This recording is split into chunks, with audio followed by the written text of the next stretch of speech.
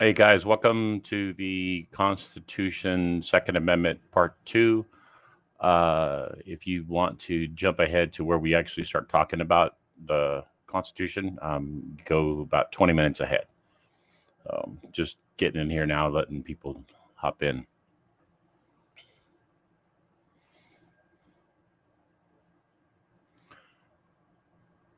See some eyeballs popping in.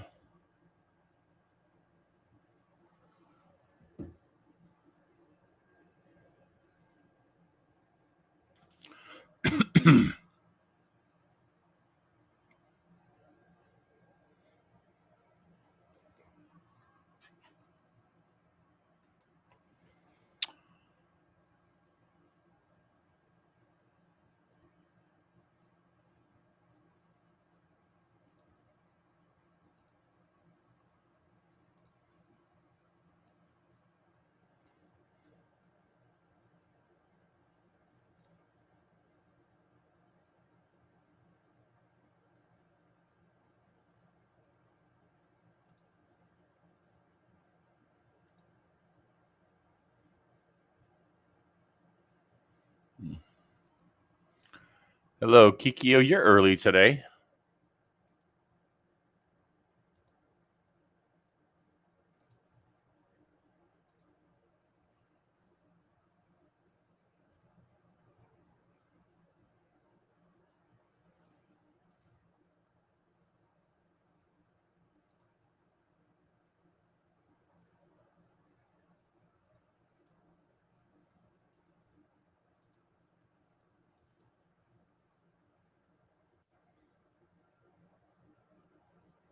Hmm,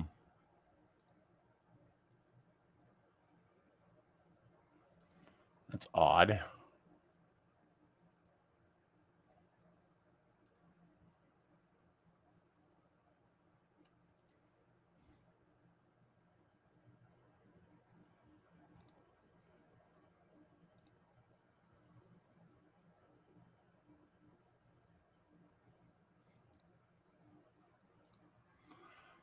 Raging Smirk and We the People. How you guys doing?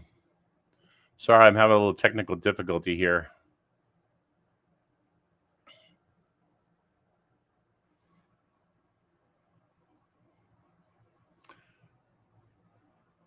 Uh, you got to boo Cornyn, douchebag.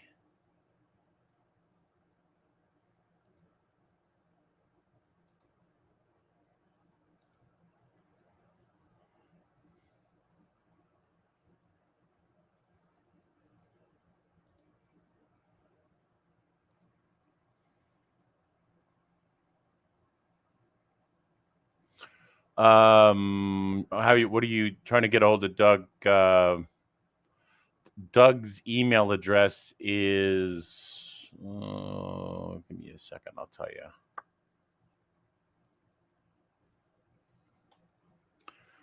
Douglas V Gibbs. DouglasVGibbs at ilj.com.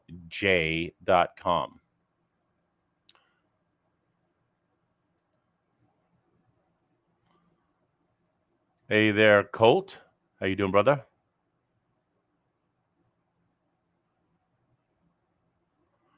I saw that conservative cowboy. That's good stuff.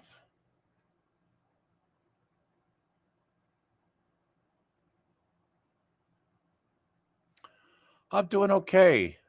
I'm actually doing okay. I'm in the process of really taking this prep thing seriously, and I'm actually considering selling, getting rid of my cars. I have two cars, and I just want to get rid of them. I'm about $10,000 upside down, but I don't care. I'm just going to do it so I don't want the debt.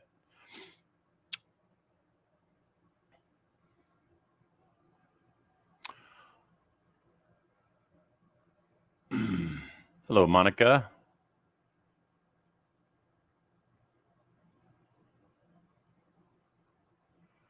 Yeah, we hope so. We hope so. I just don't. I just don't want debt. I don't want any debt right now. I just want I want survival stuff, and I want to get rid of the cars. I've got two vehicles that are fairly.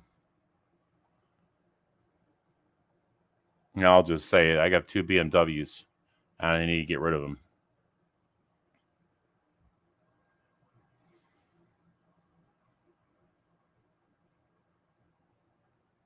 What's up there, Chris? We the people. I'm not Doug, so but when he gets here, I'll tell him. If you want to put your email address in the chat here, I'll let him know when he gets here.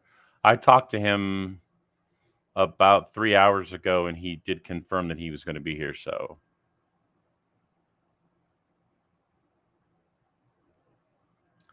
that's right.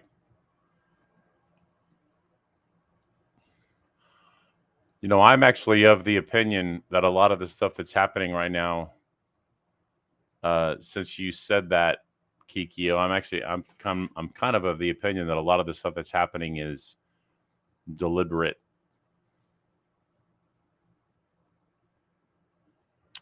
So, in the sense that it's done to wake people up, deliberately wake people up who are asleep. I'm I'm not counting on that, Colt. I understand what you're saying, and I hope you're right, but I'm not counting on that.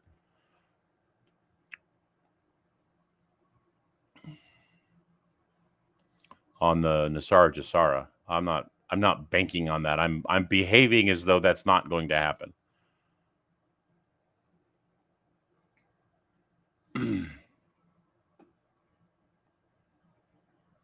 Not because I don't want it to, but because I want to be prudent.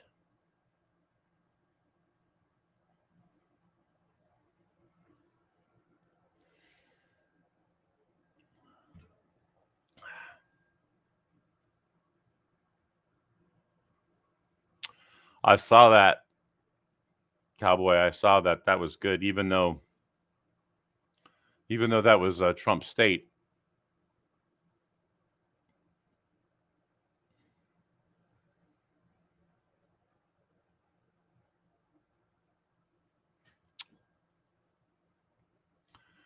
So you guys all have a good Father's Day.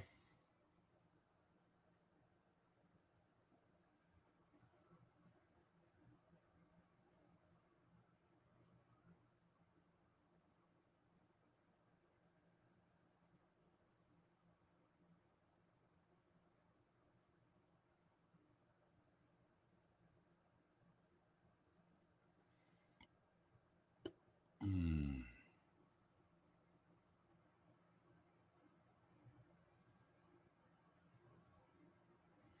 excellent.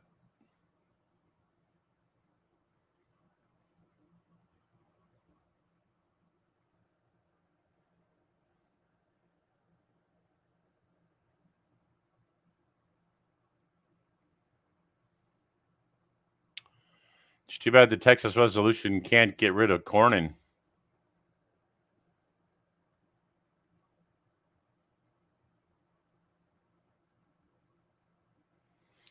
Oh, I believe you, Colt. I believe you. Don't get it twisted. You and I are very much on the same page. I'm just saying I I don't know about Nasara Jasara. That's what I'm saying.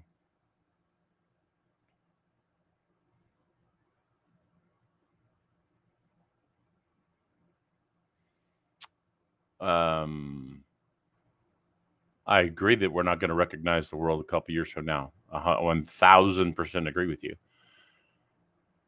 I've invested heavily into the infrastructure of the new financial system.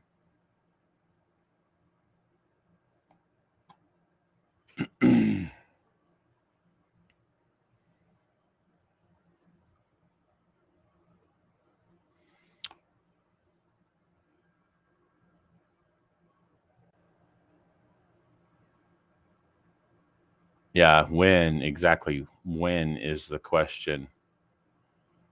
Yes, and that's exactly right.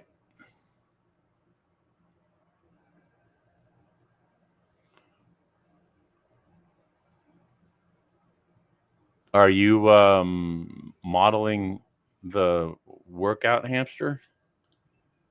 What's that? Are you modeling the workout hamster? Oh, I can start a cam. Hey there. Well, let's go, Brandon.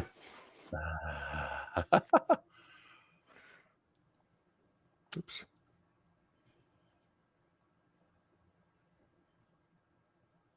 They support U.S. withdrawal from the United Nations. Oh, very nice. I didn't hear What's that.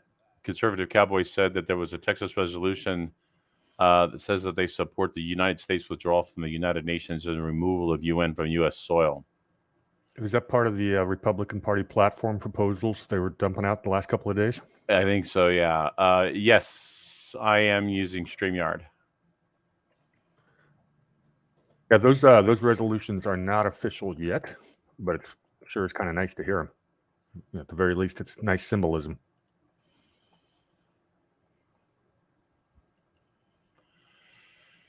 The UN needs to go far, far away.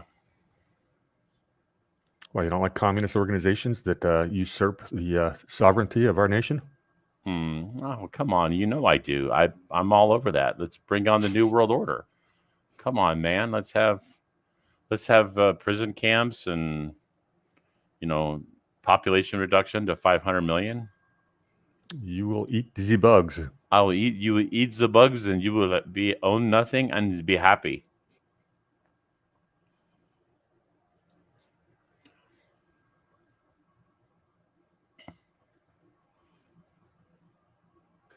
All right, let's see what else I've missed out on by being a little later than usual. Yeah, we got Kikio in the house. He was here first.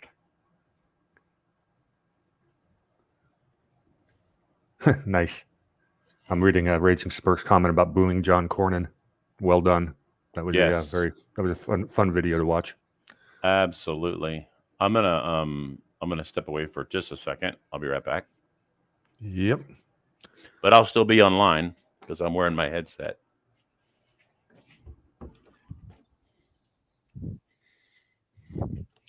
I'm almost caught up on the chat, guys, and then I'll say something.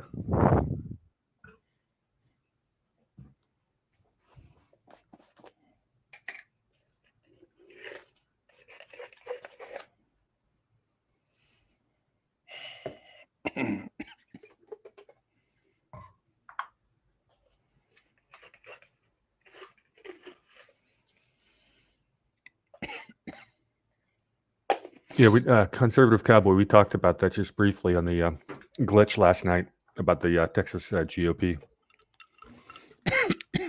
The quote I pulled up was from the chairman. I forget his name, but he absolutely said that those a couple of those proposals were not, they were out of line, what have you, and he wasn't going to push them forward. I don't know the inner politics of the Texas GOP, so it sounded like the article I read was giving us two different stories. So if anybody's got a link to something that actually explains all that, I would be pleased. Mr. Gibbs is here, it looks like.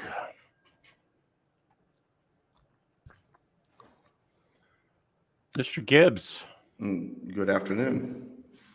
Ooh, echo. Yeah, that's what I was afraid of. But this is what I have all right. available. It is what it is. It is what it is. Well, they promised us 6 months. They plan to get the acoustics nice in here because a lot of people have complained. Well, but I got really good Wi-Fi. Thanks, Raging Smirk. Matt Rinaldi was the name. Yeah. So whatever he said seems to be in opposition to what the article was saying. So I don't know what the heck's going on in Texas, and I kind of care. I got about 500 relatives there, and I'm very proud to be a Texan-born Southern boy.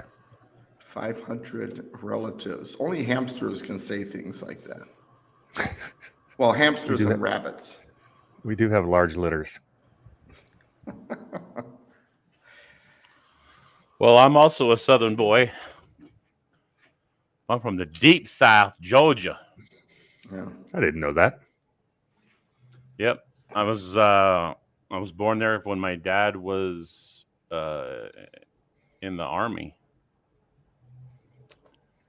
He got drafted as a he got drafted. They allowed him to finish his college, and then he went in as a second lieutenant.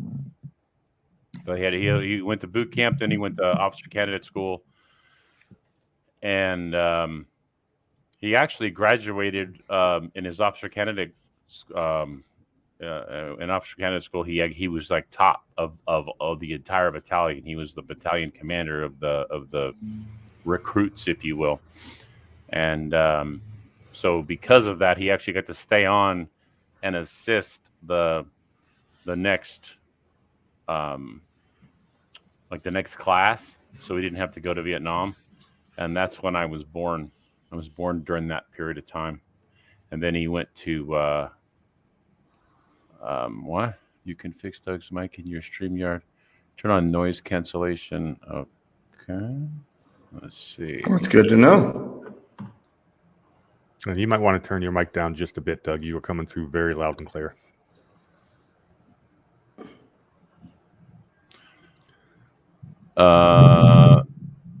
Under audio mic settings on Doug. How's that? Well, my dad had a pretty similar story to Ron's with Vietnam. He graduated college at age 19, and they got drafted into the Army. And the very last minute, we were able to get him moved to the Air Force, where he became a pilot. And I was born a couple of years after that, which is why I was born in Del Rio, Texas, because he was stationed at that Air Force base. He said no, echo cancellation is actually checked. Yeah, it's already checked.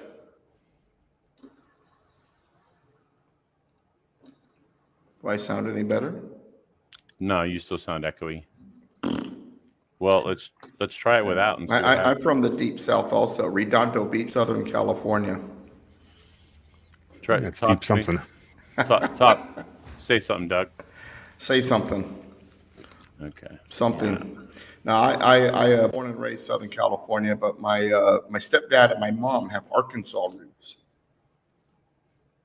So I grew up going back and forth to Arkansas just for vacations and stuff. And they tried to move there in 75, but we came back. We got Raging Smurf, we're getting double Doug. Yeah, no, I'm in Oregon, and I have no internet at the house, and so I'm at the library. I reserved a room to do this, but well, the room has an echo. So, well, I actually toggled it on and off, or off and then back on, and you do sound a little bit better. okay, well, I'll accept that as a Tracy's like, wait a second, I'm early. What's Doug doing here? All right, I'll move the mic away from me. I was hoping to speak softer. No, it's better when you have it close to you. Okay, I was going to speak softer and then have it close. I can't put a blanket on the wall. I'm at the library. I do that. You might think something's going on in here.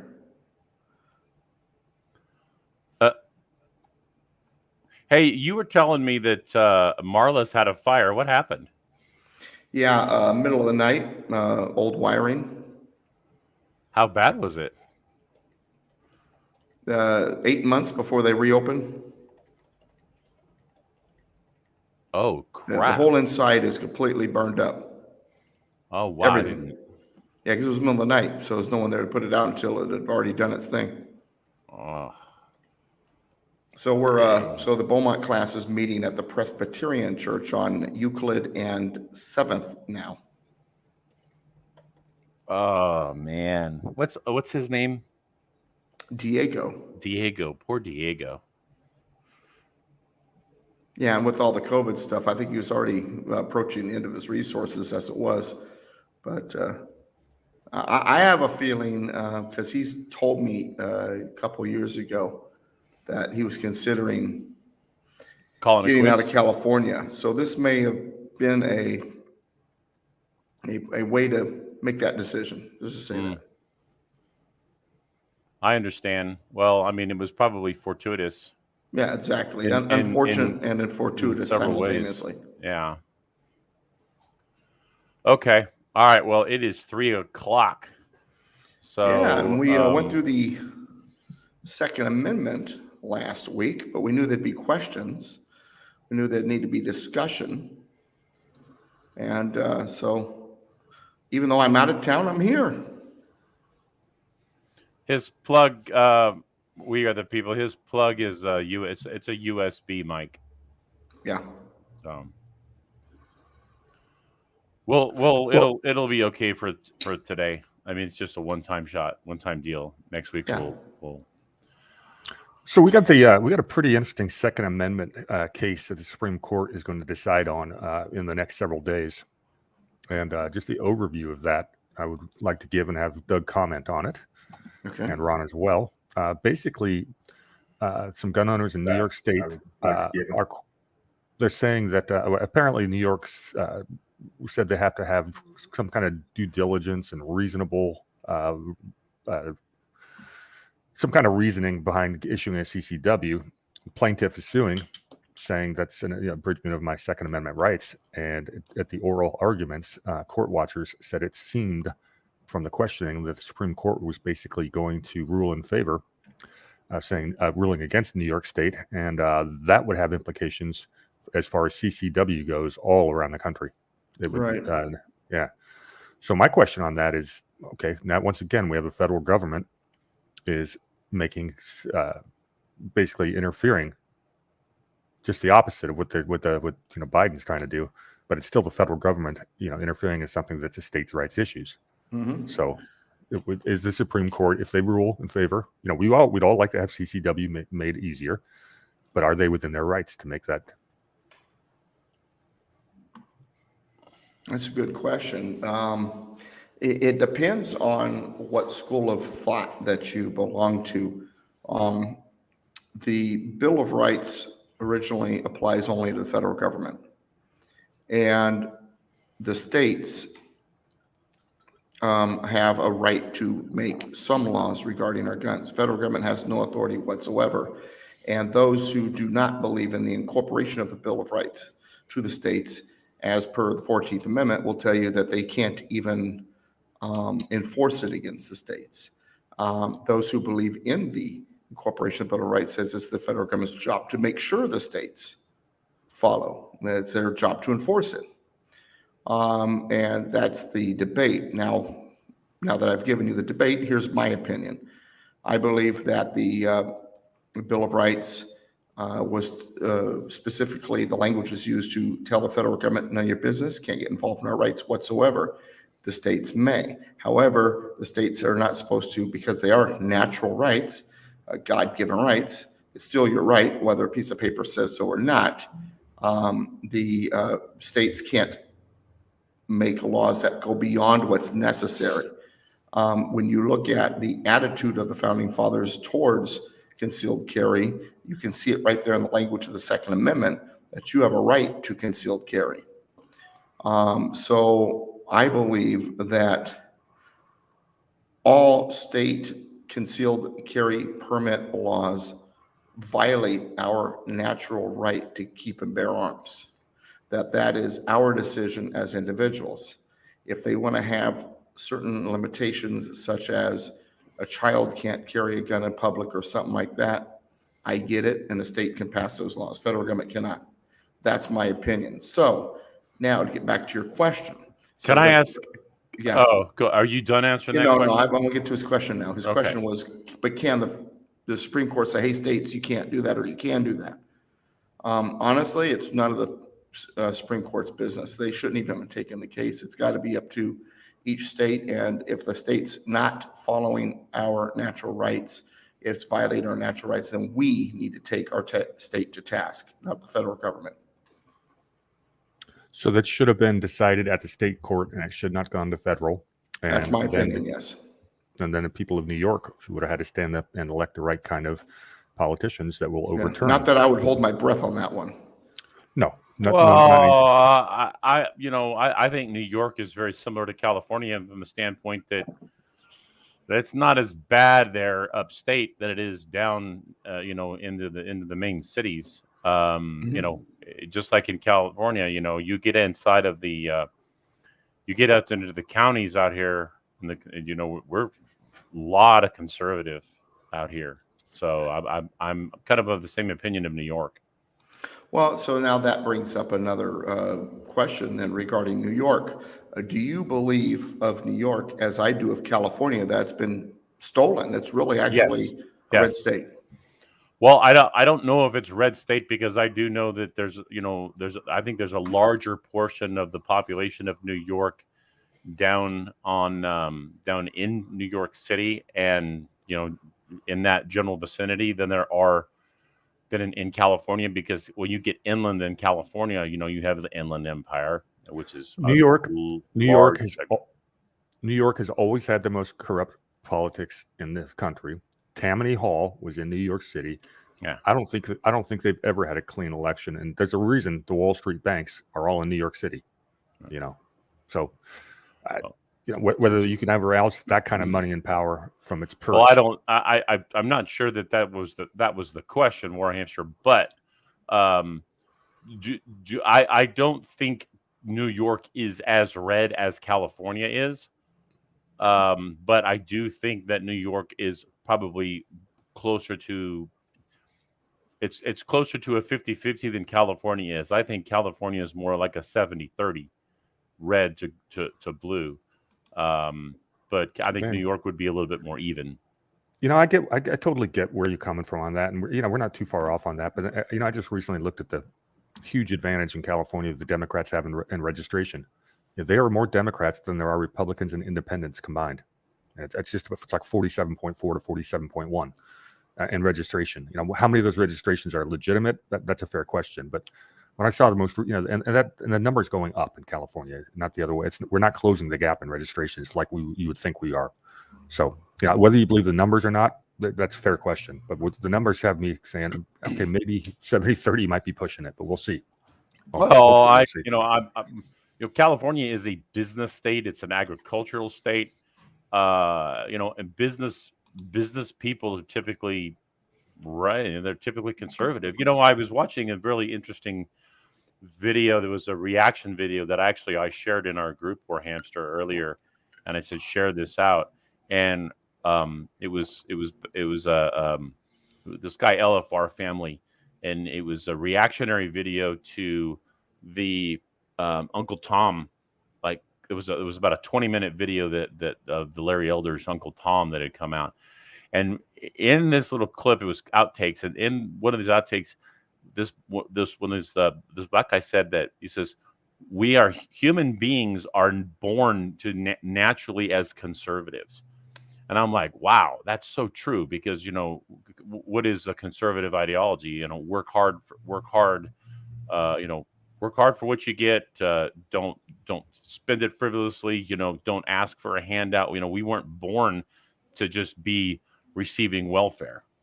That's not the way we were born as natural humans. And I just thought that was a very interesting comment. And kind of, that mentality, again, I don't think that Democrats truly vote their belief system. I think they vote their party. And black people, probably most of all, they vote. I don't think they vote their belief system. I think they vote for the party, the Democrat Party. I think you're right, and in some cases, they might not even know what the belief system of the party they're voting for really truly is. Right.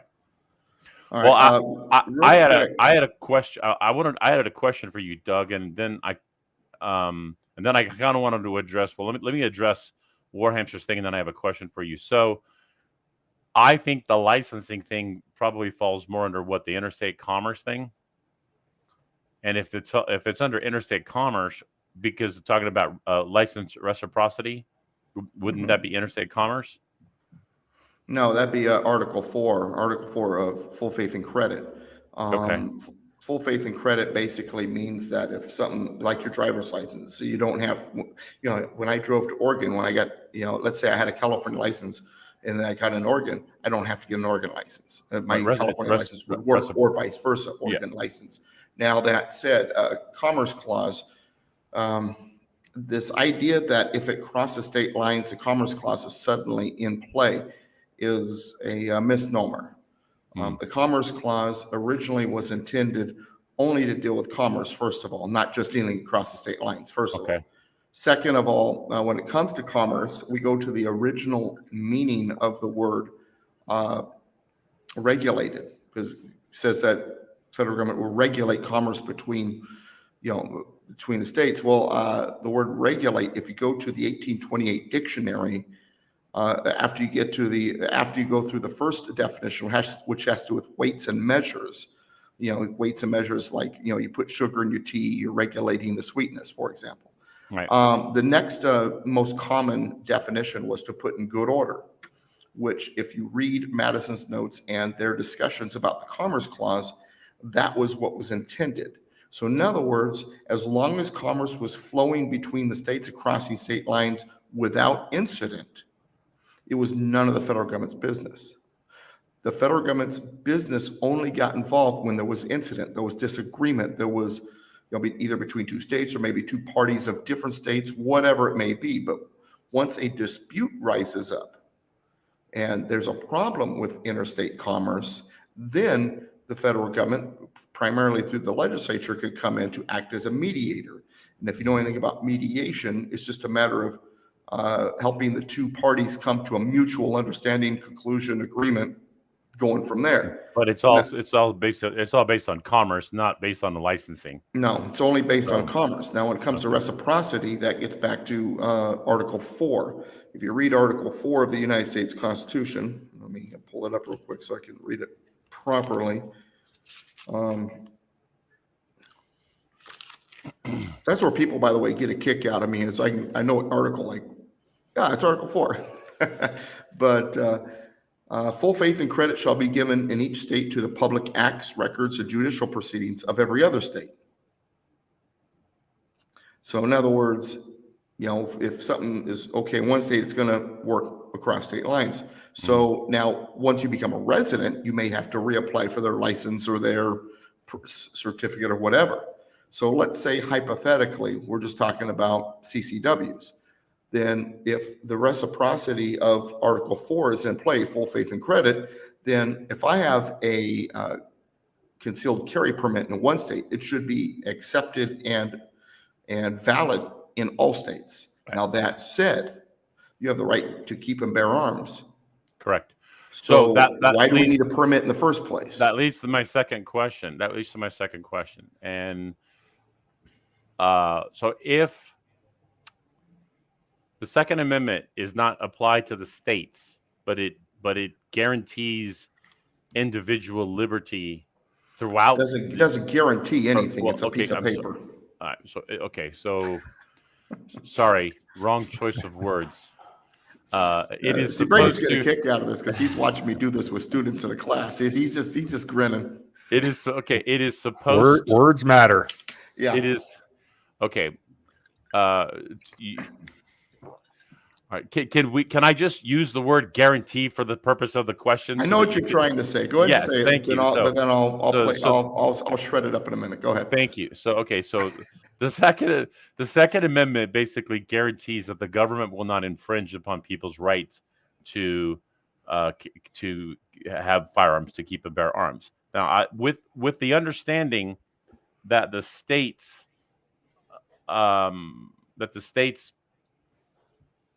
can make gun laws of restricting ownership or restricting things or restricting purchasing, is it not fair to say that the key word here would be necessary? Okay. But what I'm trying to say is, at what point can the government isn't it a violation of the Constitution of the United States if a state creates prohibited possessors? No.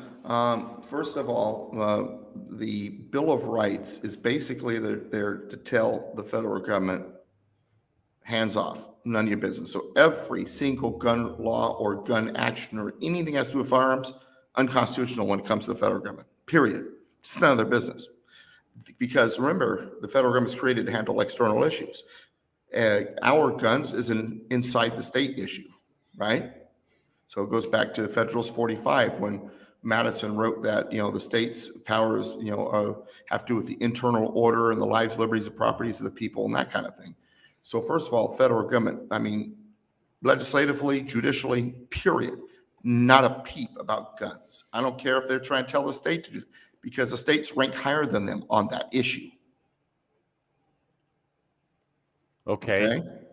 Number one. Number two, when it comes to our states, when they make law over something like this regarding our rights, then the word necessary comes into play. You see it a lot in their writings, where government is only supposed to make what laws are necessary for the internal order of the state. So if a gun law is necessary for the internal order of the state, that indicates that children under the age of 16, let's say, cannot purchase a firearm without parental permission. That is a reasonable, that's a reasonable, necessary law for those people. But it might be necessary in California, but Montana might not see it as necessary. Maybe they think it would be necessary to not allow gun sales over 12 or under 12, so it gives the states also, depending on their culture.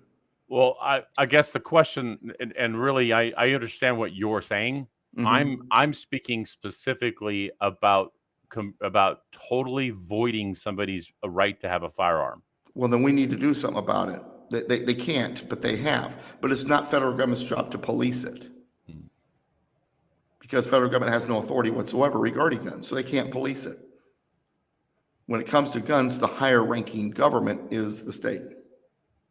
So as Flackie says, well, they can't a state totally abolish guns. Well, they could, but it would be wrong. It's against our rights, and we could then stop them from doing it. We'd have every right to stop them because it's violating our right to keep and bear arms. But the problem is we have stuck in our head that a piece of paper protects us, or that the federal government is like the king and everything else is subservient. And that's just not the way our system was designed. I did a video on this like a week and a half ago, nationalism versus federalism. We don't have a national government. The federal government's not there to police the states. On this issue, it's none of the federal government's business. I'm not saying that the state can stomp all of your rights. They're not supposed to. They're your rights. And so if they totally take away, abolish guns, they have violated our rights. But the federal government's not there to police them over that, because it's none of their business. Therefore, who polices them? We do, and we haven't. Well, I don't know if we haven't, or if we, or things that we have tried have been bureaucratically rejected or made to appear like we don't have the proper standing or what have you. Yeah. But because I'm essentially what I'm saying, and I'm not advocating for this. I'm not advocating violence, but essentially the way I understand what you're saying is the only way that we have, the only true remedy we have, is to forcibly remove them from office. Yeah, well, ultimately true. And that's what the Declaration of Independence was all about. Was it not? Mm-hmm. Yeah. Question from the chat. Colt Browning says, how far can states take gun legislation per the U.S. Constitution? And Doug probably I pretty much answered earlier, that. But And we got a lot of stuff in the chat room I'm wanting to address, so we're going to go back a little bit in a moment, but let's wrap this part of the discussion up.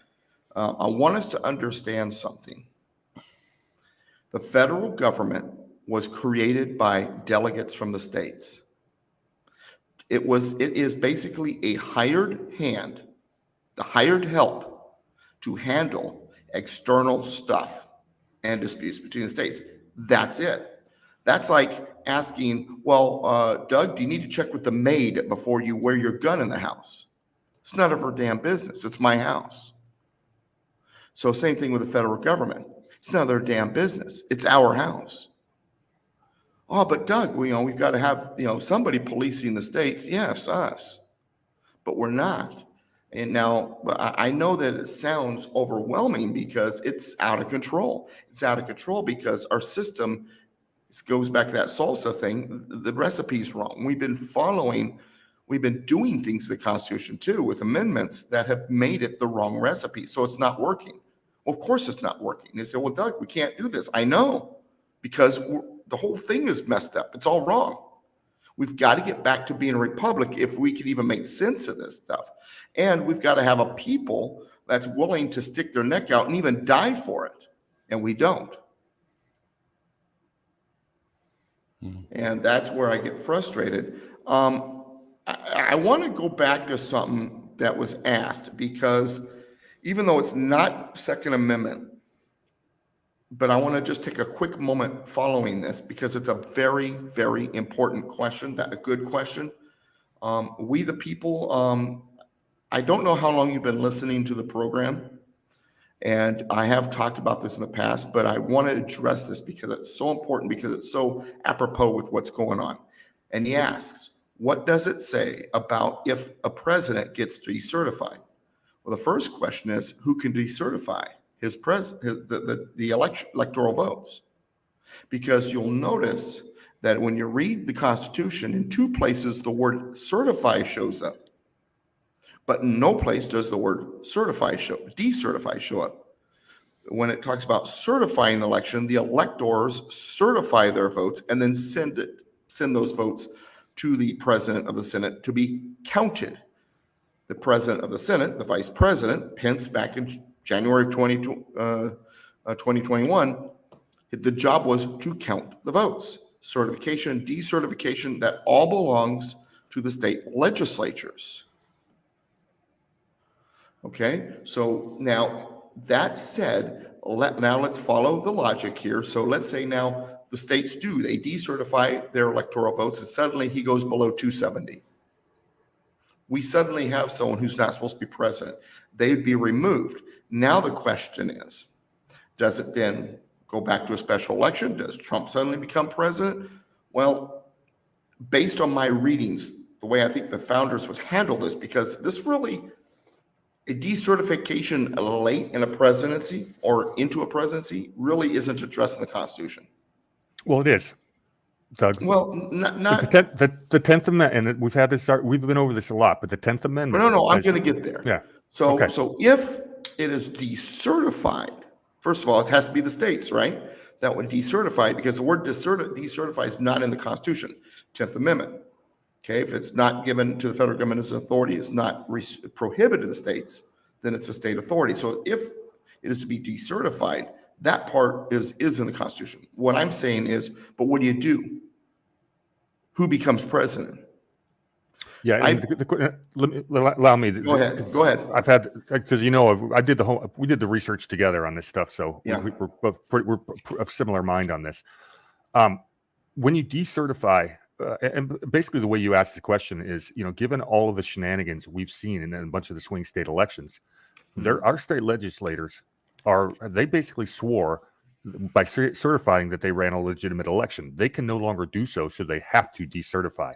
When you decertify, but what they can't do is say, okay, we're going to give the state to Trump, because you can't actually prove that Trump won. You're just saying we don't know who won. So if you get enough states that drop under the 270 electoral votes, and it depending on which states would decertify, it takes a combination of 3 or 4. That gets Joe Biden under 270. You've got the hung election, but you cannot give votes to Trump or states to Trump. Right. That can't be done. So what happens if we suddenly have a situation where we have 2 people who didn't get the majority? It goes back to Congress. So let me now read what he's talking about. So we go to Amendment 12. And just for the audience, I posted the link to the article I wrote, and Doug helped me out on that quite a bit. That's if you want a permanent copy of what we're talking about right now with the decertification. I'm pretty proud of that article, and I'll post the link in there again. What I was going to say earlier, Brady, is we have nothing in the Constitution that talks about if a decertification happens so late in a presidency. So what I was going to say is, so we have to go back to what would have happened early on, if it happened early on. Because to me, a loss of electoral votes and not having a majority, whether it happens a year and a half into the presidency or at the very beginning, it should follow the same rules, because the fact is now no one has a majority from that election. Okay, So the person having the greatest number of votes for president shall be the president if such number be a majority of the whole number of electors appointed. And if no person have such majority, then from the persons having the highest numbers, not exceeding 3 on the list of those voted for as president, the House of Representatives shall choose immediately by ballot the president. But in choosing the president, the votes shall be taken by states. So everybody says, oh, well, the Democrats have control. That's it. He's back in there. No, it's not by number of representatives. It's 1 vote per state. You got more red states or more blue states in the House? Think about it. Then vice president, if that, and here's the thing. Our elections for president, vice president are supposed to be separate elections, but they're linked. So if he's decertified, so is she. We suddenly don't have a president or a vice president. Everybody says, oh my gosh, when the Pelosi's president. No, Congress would, and let me get back to, I can't remember exactly where it is, but basically Congress would choose someone to act as president until someone qualifies, is the language. And there's a whole chain of command of what happens there, and it does not go to Nancy Pelosi. It goes to executive branch officers because they did not get their position through the invalid election. They were appointed through a process that was considered valid at the time. Mm-hmm. So they would not be automatically deposed until the new POTUS were to take office. Okay, now that all said, let's get back to our guns. But I just felt that was important to address because it is something that not everybody's heard us talk about. And decertification, once again, the states would have to decertify. And so, which Warhamster did put in the chat room at one point also, so which, Warhamster's on top of this. I don't even know why I'm talking. I should just let him handle the chat and just shut my mouth. But nonetheless, I'm glad you're all on top of it. And it was a good article, by the way. Thank you. My favorite comment from you still to this day though is this was my answer, and I said, well, it sounds very Douglas V. Gibson, and it was regarding guns, and he says, well, it should sound because you wrote it in 2013. That's like one of my favorite. That just cracked me up. But anyway, all right, let's get back to where we're supposed to be here. I don't know if I told you, I ended up winning that online debate, by the way. So you're you did. You told me that. Yeah. I don't win all the online debates, but I win my share. For those of you who say, well, how do we find an old article by Doug that's about certain stuff? Political Pistachio, I've got like 23,000 posts, and some of them are class reminders, some of them are articles. But the articles since 2009 that I have basically thought should be out there with a wider audience, I submit to something called Canada Free Press. So if you go to Canada Free Press and you go to Home Archives and then look up my name, click that, all of my articles, Canada Free Press, are there. And in 2013, the Second Amendment article he's talking about was on Canada Free Press.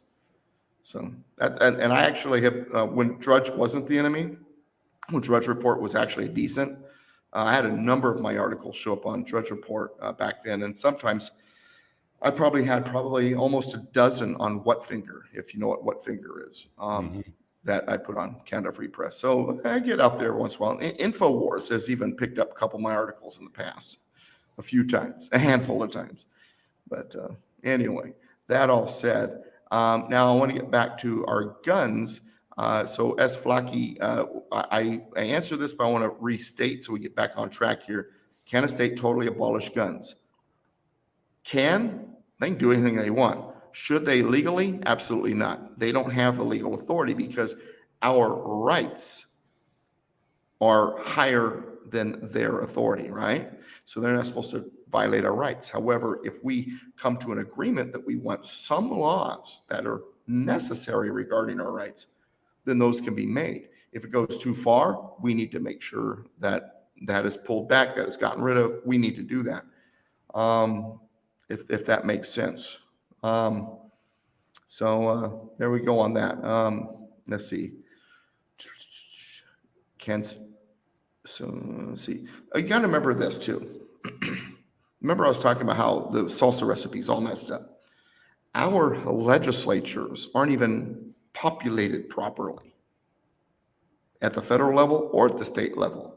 Remember what I said earlier about the founders arguing against this, The population disallowing. center? They didn't want the population center of staff control because tyranny rises out of cities, out of population centers. Matter of fact, I have some quotes from Jefferson, a couple other people about that, and I left them in the game room, which is my office while I'm up here, so I don't have them for you. But they really were wary of allowing the population centers to have too much control. And that's why originally the House of Representatives, based on population and democracy, the U.S. Senate, it's not based on population, it's 2 per state, not based on democracy. The state legislatures would choose the U.S. senators. Someone would say, well, Doug, California would still have 2 blue senators, for example. Not necessarily,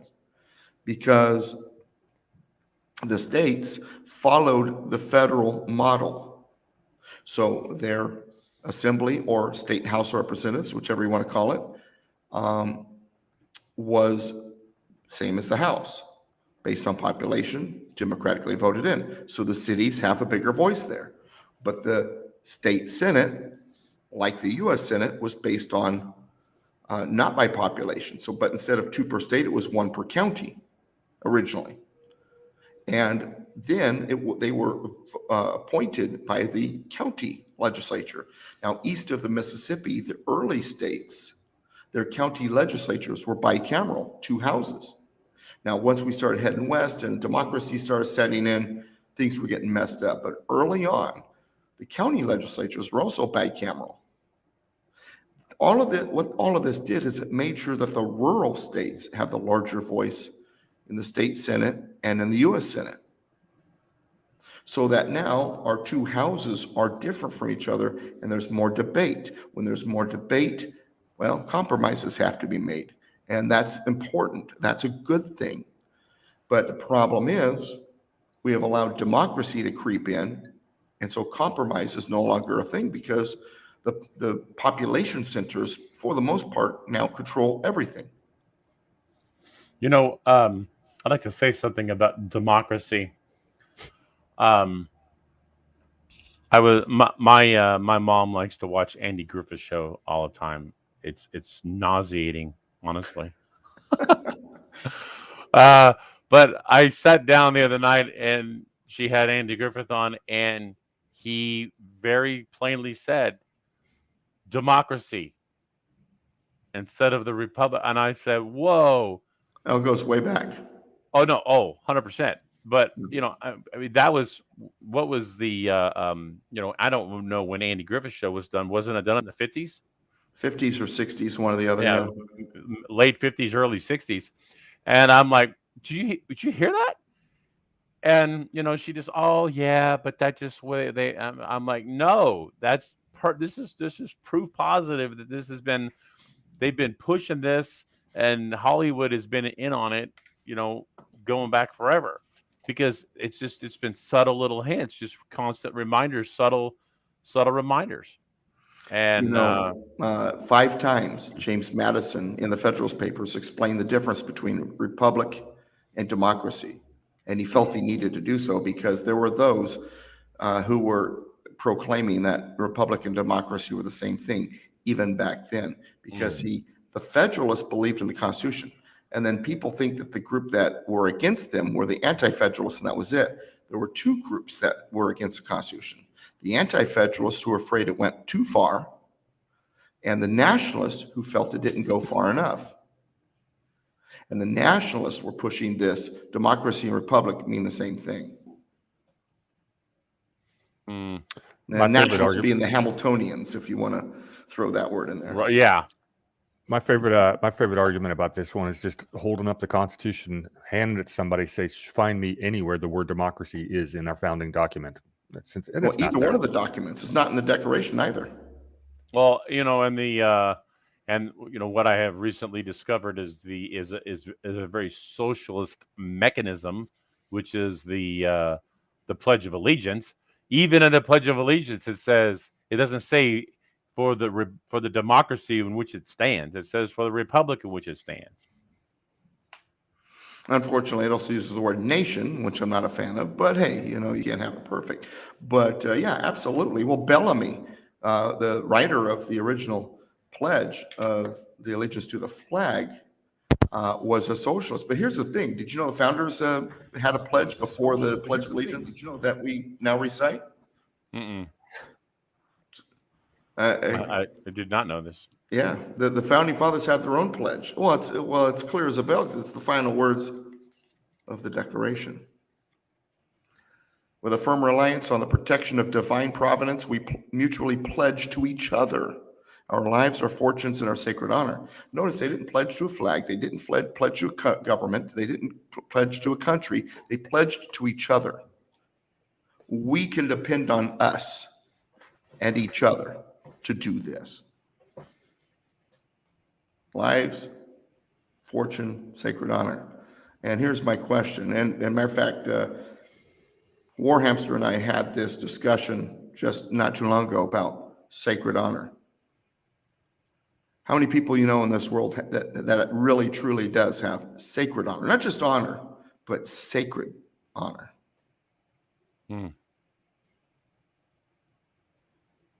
There's a few.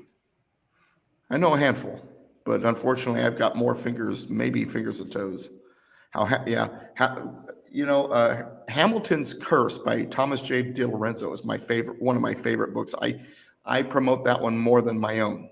I love that book. But hold that up again so that we see the whole thing. Make him. I got to hold it back real quick, so that everybody can see it clearly. Brian McClanahan. Yeah, make him the bigger picture. You got me being the bigger one. Make him the bigger one. Okay, how Alexander Hamilton screwed up America, Brian McClanahan. I haven't read it yet, but I have a feeling it's going to rank right up there with Hamilton's Curse with me. I just have that feeling. Brian McClanahan is he's exceptional. Mm-hmm. Exceptional. Do you guys have any other questions regarding Second Amendment? This is supposed to be a Second Amendment show. Today's all about Second Amendment primarily, yeah. But I mean, other stuff could get brought in because it all ties in. Sure. But I will say this. One of my favorite articles recently, American Military News. June 17th, 2022 is the date of this article. Here's the headline. Reports, Biden admin orders ammo maker to stop selling 5.56 rounds to Americans. The Biden administration has reportedly ordered an ammunition manufacturer to stop selling Americans some 5.56 millimeter rounds, which is the most common for the AR-15 semi-automatic rifle. In an effort to severely limit the sale of ammo used in AR-15s, the U.S. military has ordered Winchester, which manages the U.S. Army's Lake City ammunition plant, to stop selling its excess M855 SS-109, which is 5.56 millimeter ammo, to the public. The Truth About Guns reported citing a source close to the matter. Now, we know that they hate guns because the problem is, when it comes to them, is they know that their tyranny is that it cannot be put in place and safe if the people are armed. Now, just that headline alone, though, really should fill you with trepidation. Biden admin orders. Now, question mark. Or not question mark, question here. Should the federal government be ordering anybody anything regarding guns, especially the presidential administration? And when we're using that kind of language, what does that tell us about this presidency? Now, that said, I've seen this type of language in articles before where people were very upset and very worried because they felt the president was a tyrant. In fact, I've seen it a couple times recently. Once under Trump, once under Bush. Now, Bush might have deserved some of it, but nonetheless, they only worry about tyranny from the president when it's not one of their own. That is but true. But the fact that Biden admin is ordering, does that I not wanna- fill you with trepidation? I want to show you this one. Did you see this one? I don't know how accurate this is, but Yeah, that's a story that also emerged during the Obama presidency. So the question is it a rehash of an old story, or is it truly what they're doing? Because, they do use the same playbook. So for it to Sure. happen again under another Democrat president would not be a surprise. Yeah, my favorite was when NASA was buying a whole bunch of rounds. What were they going to do? Try to shoot the clouds to control climate change? It made no. NASA is probably like the last people who would ever be in need of arms, but what have you. That was under Obama as well. Yeah, well, you got all those nasty aliens, that might. They're all in DC. They're the lizard people. IRS.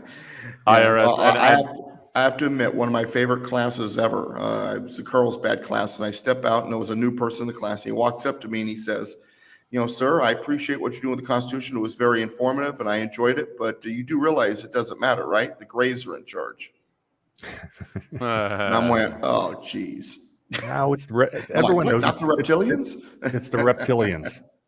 And there's a person I'm acquainted with, and guy's somewhat active in the conspiracy side up in Northern California, who's basically a really bright guy. He was a neurosurgeon, but he really believes it's the large head aliens that have been wreaking havoc on this world for thousands of years. He's got all kinds of proof of that too. Yeah, the only aliens I believe are the ones crossing the border, but that's beside the point. But anyway, get back to our Second Amendment thing. Here's the thing, and this is what I want to make sure everybody understands, and I said this earlier, but I'm going to reiterate it, especially since we probably have some other people have joined the chat room. And I want to add to what I was saying earlier. So when you read the preamble to the Bill of Rights, Amendments 1, 2, 3, all the way up to 10, right? So Second Amendment's a part of the Bill of Rights. For those of you who may not have figured that out, the preamble to the Bill of Rights is very clear. The convention of a number of the states having at the time of their adopting the Constitution expressed a desire in order to prevent misconstruction or abuse of its powers that further declaratory or restrictive clauses should be added. Now, let's go back. To prevent misconstruction or abuse of its powers, it being the federal government. The delegates were there representing their states. They weren't worried about themselves. Uh-oh. And the delegates, and the members of Congress, same thing. They're representing the people in their states. They're not worried about themselves, right? They're worried about this thing they're creating, this federal government. And originally, there were those that argued against a Bill of Rights. It says, hey, why do we want to tell them not to touch our guns when they don't have the authority to in the first place? It's not listed. It's not enumerated. By naming it, it's going to muddy the waters, make them respond in a way that's like, hey, where's it say we can't do that? So there was fears that the Bill of Rights might muddy the waters when it came to the enumeration doctrine.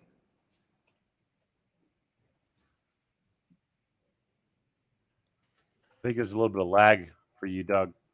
A little bit of a lag? Yeah. Like you were starting to freeze up. Okay. Internet connectivity issues. It's All probably Oregon. It's all Oregon's fault. Well, it's still better than it would be at my house. Up the hill in the woods. Fun little bit of trivia for you, Doug, is in the Confederate Constitution. I believe it's Article 13 is their version of the Second Amendment, and they took it verbatim from the Constitution, word for word, even with the same punctuation. Wow. The similarities between the Confederate Constitution and the U.S. Constitution are striking, but also what they did is they also incorporated a lot of the Articles of Confederation language. Mm-hmm. They wanted to go back to being more of what the U.S. was before the Constitution, where the states had even more authority. Well, Ron, Ron, I mean, Yeah. you know this topic better than I do. Didn't you once opine that the Confederate Constitution has some things in it that you like more than our Constitution? Well, I do like the line item veto that they gave to the president. So Doug doesn't like that. He's shaking his head. Why? Get it right, or I don't, or it's all disapproved. It allows them to, it would allow them to start putting all kinds of ridiculous junk in there. Make it all right, or the whole thing gets disapproved. I think that's just the better way to go. I don't like line item vetoes. I think it allows for too many shenanigans. In what way? Well, You think it gives the president too much authority? no, I think it gives the his collusion with members of Congress too much ability. Okay. I could see how that would be. Just my humble opinion. No, I get it. But I also think that it could, you can't sneak snuff. You can't sneak snuff in like you can't put pork into if the president's wise to it, then he could say, nope, I like all this, but this isn't happening. What if he's the one that was encouraging the pork and nobody knows? I listen. I mean, and when we talk about, well, yeah, but this can't happen or that can't happen. Remember, no, amendment I get it. vanished. I get it. Yes. So, I mean, what they're capable of is mind-boggling. A whole amendment just poof was gone. Yeah, and during the Civil War, actually, ironically. Yeah. Never underestimate a tyrant during wartime.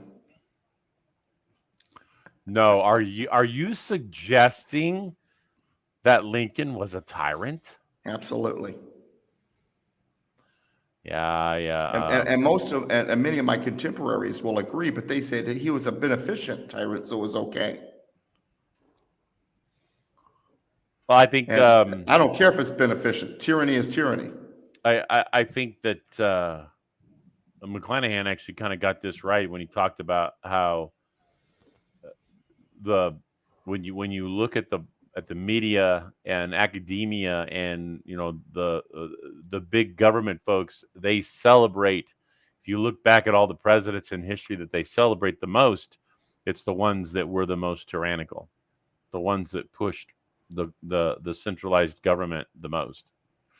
Well, when you centralize a system, then you get more control. But the problem is when people don't like it, they start shooting up the place. So what do? You disarm them.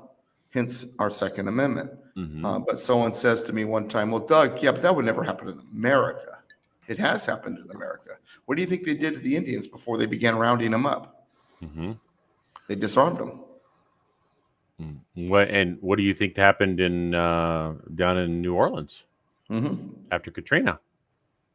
I actually had an argument. I had an argument with a friend of mine, and she said, "But they were shooting each other." And I said, "All the more reason that they needed to have the guns. All the more reason to be able to defend yourself if there were people out there shooting." Well, and it's like you don't think that if guns were confiscated, that resourceful criminals wouldn't find a way to get guns. So you're disarming the public. But, that's okay. You don't mind if the government's the only ones with guns, right? What if the government's led by Trump? Are you still bothered are you still not bothered by government being the only ones with guns? That's what I like to say to the left. So, if one of my favorites was when I was speaking at University of California, Riverside, to the college Republicans there. I've spoken there like 3 times. And the third time I spoke there, Antifa was there to protest me speaking there. And so guys from the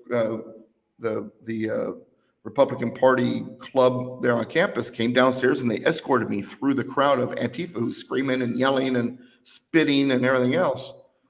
And I couldn't help myself. I saw a shirt that said, "Trump is a fascist."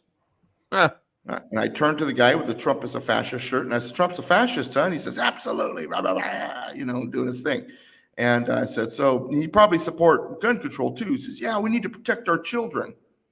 So, okay, so you think it's a good idea to take guns away from everybody so that only the fascist government has guns, right? Silence. Beautiful silence. And then I proceeded up the stairs with my escorts. That might be a person that I planted a seed with. One wonders. Well, you know, Douglas, as you know, I we never knew each other before I was red pilled, Mhm. and I will tell you that if I can change my position and I could be awake and I could be the person who espouses the things that I espouse today, anybody can change. Or Hamster, do you want to resemble that remark? No, I would say that some of those people are too far gone. If you're already so far down the rabbit hole, you're showing up at Antifa protests. I don't know that there's a way to unindoctrinate somebody that far gone. And I didn't know Ron back then either, but I can't imagine you were ever that far down the off the Oh, deep I end. will. Well, I mean, what I mean by that is I wasn't necessarily.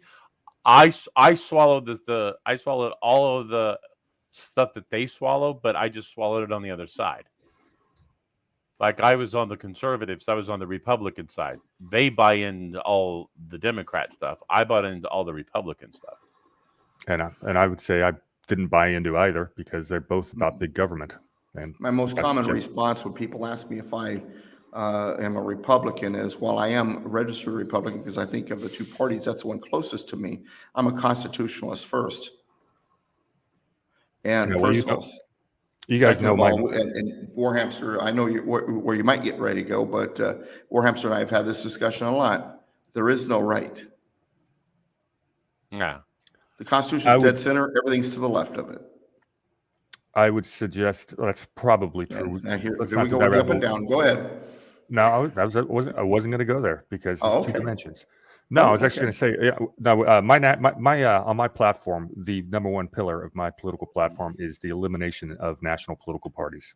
That is one of the biggest problems of facing us today, because that's what leads people to this tribalism. I want representatives to represent the people in their district and their district only, and I want no money to cross county lines for an election. That's foreign interference in the election. So that could even be an amendment. I have to That could even find be an it amendment. now. I have to find it now, but because once again, because I'm doing some reading while I'm up here, and I found a quote. So, see, normally you would say that Washington and Adams agreed with you because they both said that political parties would be the death of us. I found a quote that also confirms that Jefferson agrees with you. Oh, well, I'd love He to see compared that the one. parties. He compares the parties to the population centers. That tyranny rises out of both. So Tracy said what? I'm guessing, Tracy, you're saying to the thesis, antithesis, synthesis. That is that thesis, antithesis, synthesis is essentially problem, reaction, solution. But that is Hegel's. That's how Hegel worded it. Hegel was, for those who don't know, was an 18th century philosopher. He's one of the long line of people that created all kinds of these progressive mindsets that basically you can consider him one of the fathers of communism. Mm-hmm. Yeah, Karl Marx studied Hegel. Mm-hmm. Oh yeah. Oh, and also Thomas Malthus does not get enough publicity. The Malthusians. He does not. Yeah, we need to beat up on him some more often than we do. I need more people talking about Malthus. He's the father of the depopulation. This whole concept that there's a limited amount of resources, and if we don't, restrict our population. Yes, Keisho, the Hegelian dialectic. One of my favorite ways that somebody has described the Republican Party has been a guy named Lauren Spivak, who writes books that are kind of Dr. Seuss looking, right? And as a matter of fact, Warhamster and I both had a chance to meet him. And in his book, The Wizard of Iz, it has your scarecrow, and you got your Tin Man, and then you got your cowardly rhino. And I just thought that was awesome. So the cowardly rhino. Did you notice that rhino kind of looked like McCain? But anyway, the cowardly rhino, and that's kind of what I think about the rhinos is it that they are in sync with the Democrats and those to the left politically, or is it that they are so cowardly they don't want to stand against it, so they kind of play the game? Maybe a little bit of both. Quite possibly. Yeah. So, and that's the reason why the guns are so important, because ultimately tyranny will take place. Ultimately, tyranny will grab hold. We try to do everything we can legislatively and peacefully to stop it. But eventually, tyranny has to be dealt with forcefully. What was the what's the quote? The Tree of Liberty. Oh yeah, must be Jefferson suggested that every 20 years the Tree of Liberty needed to be watered with the blood of patriots and tyrants. Think about that. That means a revolution every 20 years. That's what that's how little he trusted the system. That feeds into my system that we should have a mandatory convention of states every 10 years. Well, I think wasn't it Jefferson that said that he believed that the people that were living the people that were living in that particular day, or what do you say, that the government authority should belong to the people who are alive, basically. Well, they also realized if you're not a moral people, doesn't matter what kind of system it is, it's not going to last. It's going to be destroyed and become a tyranny, because the people need to be a moral people. When Alexis de Tocqueville came here in the 1830s, he recognized that democracy was a bad thing. He realized that democracy was on the rise in America. Democracy really began to begin advancing under Andrew Jackson, who's the father of the Democratic Party. And so when Alexis de Tocqueville was here in his book, Democracy in America, he explains democracy is a dangerous thing. If America becomes democratic, they're going to destroy themselves. However, for the moment, democracy is working in America, not because democracy works, but because America's good, because she has her strength in her churches, and American people are good people. But you lose that your virtuous, position of the population. You lose that faith. You lose that foundation in the Creator, and you don't follow that moral, virtuous path as a people. Democracy, whatever it is, you will destroy yourselves, because you can't last otherwise. And then that gets, of course, back to, not that I want to get. I actually had one of my classes. He's Jewish, and he says, "Doug, your classes are almost too Christian for me."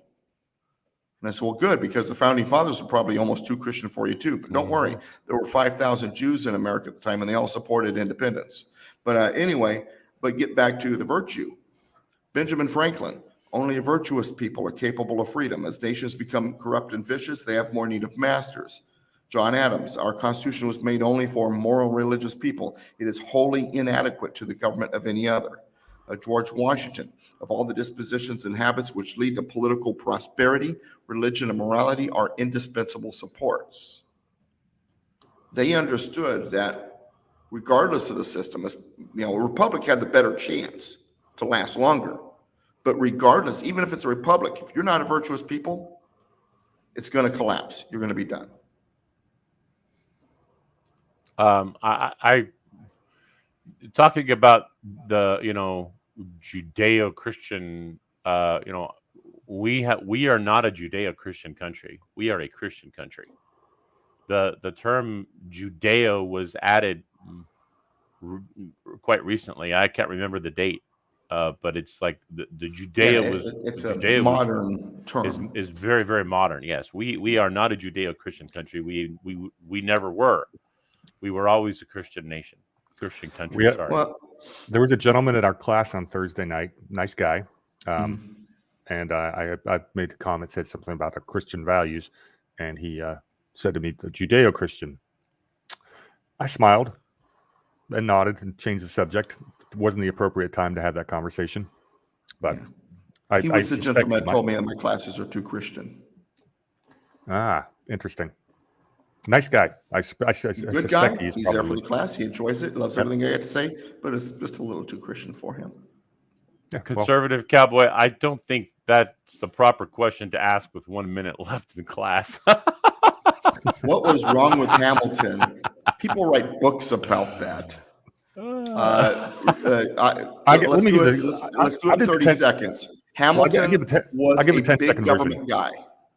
He wanted to instill the British mercantilist system where the people close to the seat of government get to benefit from being close to government, and everything else trickles down. He wanted to install that system in America that we left England to get away from, and he managed to succeed with the first Bank of the United States. So, We the People, Clay Clark, Reawaken Tour.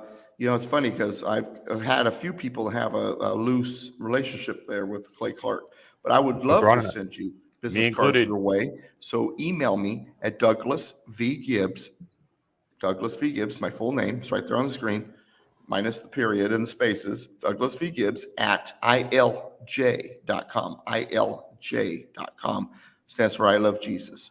So Douglas V. Gibbs at ilj.com. Ooh, Darren says he thought it was Q&A night. Well, we did answer some questions. Did we answer all of them? Yeah, well, that's the reason why I went back through there is I tried to answer some questions from the chat. And but unfortunately, some of those questions weren't Second Amendment related. That said, I'll be back in town next week. I'll be back in my normal setting. We can wrap up any other questions on the Second Amendment, plus start getting into Third Amendment and beyond. I will say this. Understand something, that most of the state constitutions and in some of our rights, all of them, have language that mirrors or is similar to that it is in the Constitution, with slight differences, recognizing the states do have some authority over those issues. But so sometimes the place to look when it comes to what your state is doing is not always necessarily the federal Constitution. You do have a state constitution too. Don't be afraid to pull out your state constitution and see what it says about stuff, such as guns or search and seizure or whatnot.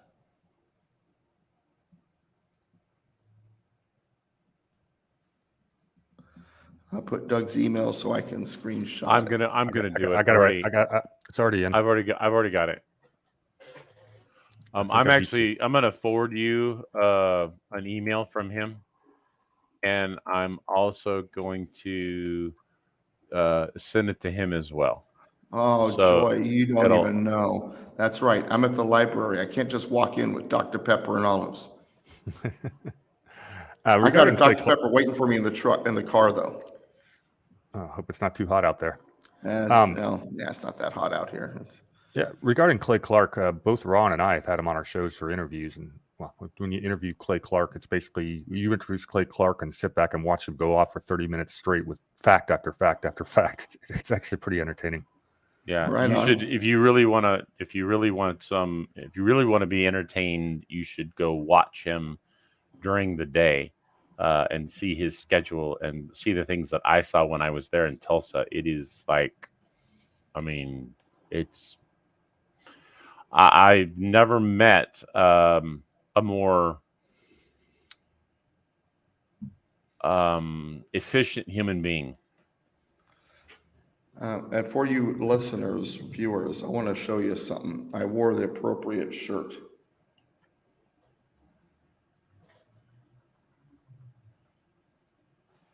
Defend the second. Now, I was wondering what was going to be the reaction. I was trying to reserve this room earlier with this shirt on. Let's go back. I've seen a lot of that up here, actually. A whole lot of that on cars in front of houses. Oh, yeah. People think that, like California, Oregon is this huge liberal state, and like California, it's not. It's the population centers that's the problem. The rest of the state up here is just crazy conservative in a good way.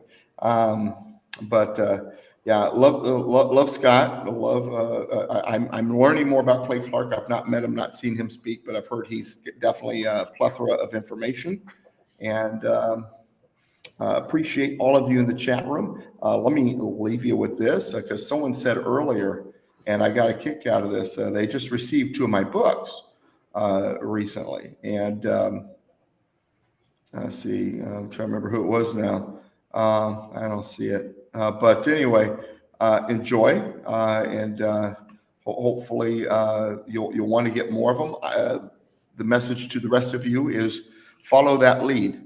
I've written 8 books. You can buy them on Amazon, or if you want to get them autographed, buy them from me, douglasvgibbs.com/store. And then I'm working on book number 9. One thing I'm enjoying about being up here is because I don't have the classes during the week. I've been working a lot on that book. My goal was to have it out by Independence Day. I don't know if I'm going to make that deadline, but I'm trying my hardest to. But it's coming out really well. I actually made a phone call and couldn't get a hold of her, but I was going to ask Chris Ann Hall for a couple of, see if she had a few things available that she knew about certain things. Yeah, buying directly from me, you not only get the autograph, but also, yeah, Amazon gets nothing.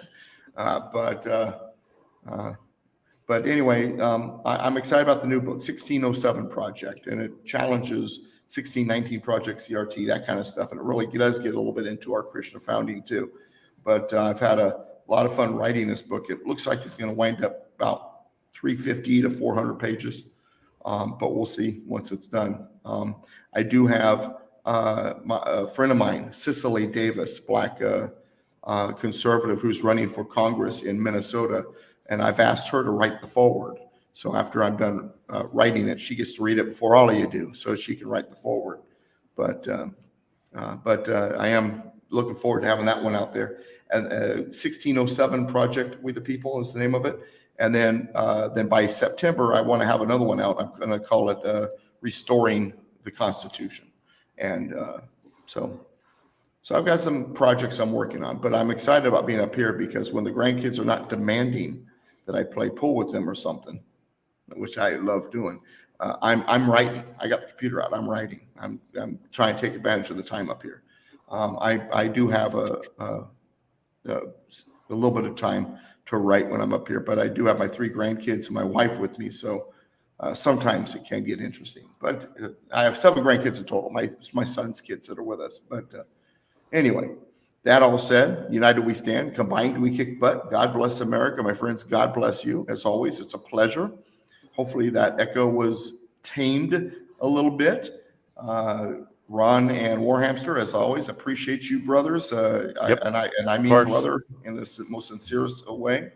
And all of you out there in the chat room or listening to this later or watching this later, shoot me an email or buy the books. It's always good to hear from you. I do have various video channels too. Check it out, and we'll see you next week. Stick around, Doug. Don't go anywhere. All right. Thanks, Okay. guys. Appreciate it. And we will see you next week.